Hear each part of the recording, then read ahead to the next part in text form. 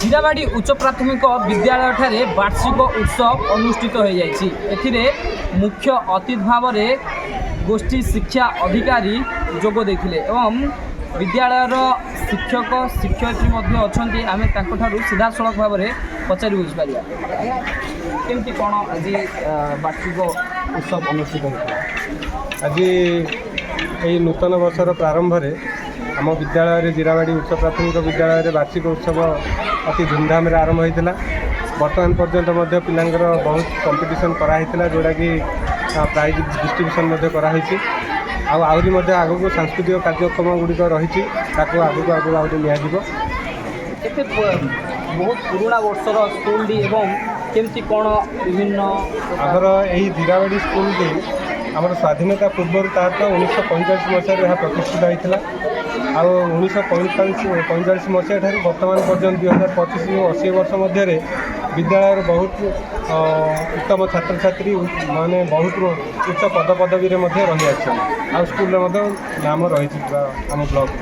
ନିଶ୍ଚିତ ଭାବରେ ଯାହା ଶିକ୍ଷକ କହିଥିଲେ ସେ ମଧ୍ୟ ଆମ ସହିତ ଉପସ୍ଥିତ ଅଛନ୍ତି ଏବଂ ବହୁତ ପୁରାତନର ପ୍ରାଥମିକ ବିଦ୍ୟାଳୟଟି ମଧ୍ୟ ରହିଛି ଏବଂ ଆମ ସହିତ ଶିକ୍ଷୟିତ୍ରୀ ମଧ୍ୟ ଉପସ୍ଥିତ ଅଛନ୍ତି। ତାଙ୍କଠାରୁ ମଧ୍ୟ ଆମେ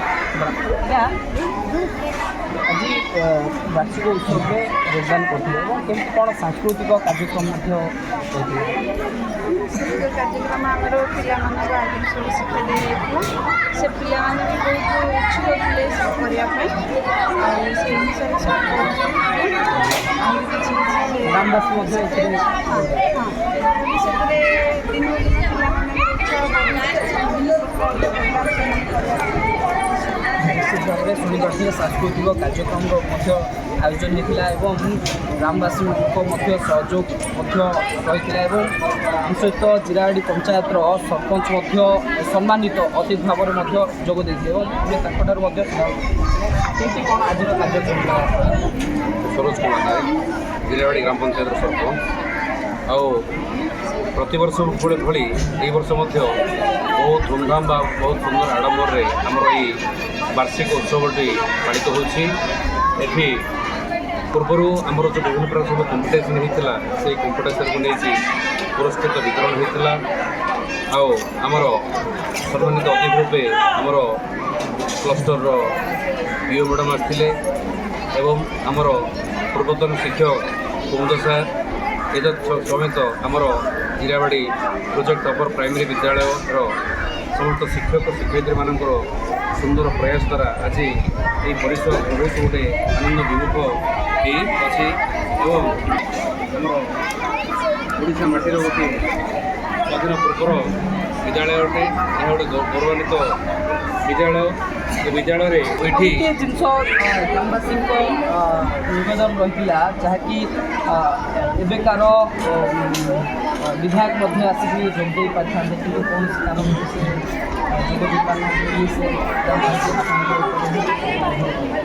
ଧନ୍ୟବାଦ ଜଗନ୍ନାଥ ସାର୍।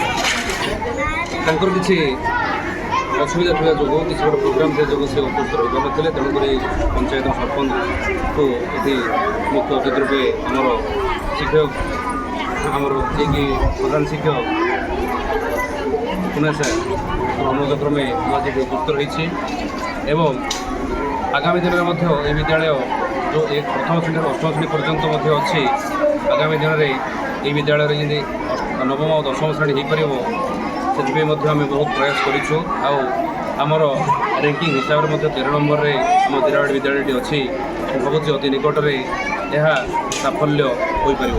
ନିଶ୍ଚିତ ଭାବରେ ଆପଣ ଶୁଣିପାରୁଥିଲେ ଯାହାକି ଗ୍ରାମବାସୀଙ୍କ ସହଯୋଗ ଶିକ୍ଷକ ଶିକ୍ଷୟିତ୍ରୀ ଏବଂ ଛାତ୍ରଛାତ୍ରୀ ମଧ୍ୟ ଏଥିରେ ଯୋଗ ଦେଇଥିଲେ ଏବଂ ସାଂସ୍କୃତିକ କାର୍ଯ୍ୟକ୍ରମ ମଧ୍ୟ ଅନୁଷ୍ଠିତ ହୋଇଥିଲା।